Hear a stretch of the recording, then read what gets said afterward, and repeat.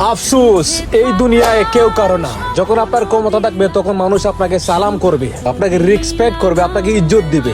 আর যখন আপনার ক্ষমতা শেষ হয়ে যাবে তখন মানুষ আপনাকে তুচ্ছ তাচ্ছিল্য করবে। তার জ্বলন্ত উদাহরণ হলো তৌহিদ আফ্রিদি।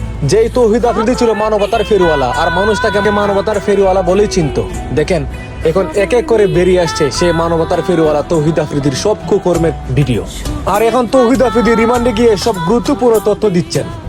আপনারা শুধু অপেক্ষা করেন সেই তথ্য দেখার জন্য। দেখেন, সে ক্যামেরার ভিতরে একরকম, কিন্তু ক্যামেরার বাইরে খুব ডেঞ্জারাস একটা লোক। তারা কিন্তু সবাই ভয় পায়। ইউটিউব ইন্ডাস্ট্রিতে একটা টাইমে তার সবাই বাঘের মতো ভয় পাইতো। ক্যামেরার সামনে ব্লগার, কিন্তু আড়ালে ভয়ঙ্কর মানুষ। এমন বিস্ফোরক অভিযোগ উঠেছে জনপ্রিয় কন্টেন্ট ক্রিয়েটর তৌহিদ আফ্রিদির বিরুদ্ধে। গ্রেপ্তারের পর তার অতীত কর্মকাণ্ড নিয়ে এবার মুখ খুলেছেন তারই ঘনিষ্ঠ বন্ধু ও সহকর্মী কন্টেন্ট ক্রিয়েটর তানভীর রাহি। আফ্রিদিকে ভয়ঙ্কর বলে আখ্যা দিয়ে ইউটিউব ইন্ডাস্ট্রিতে তার প্রভাব, ব্যক্তিজীবন ও আচরণের নানা অজানা দিক তুলে ধরেন তিনি।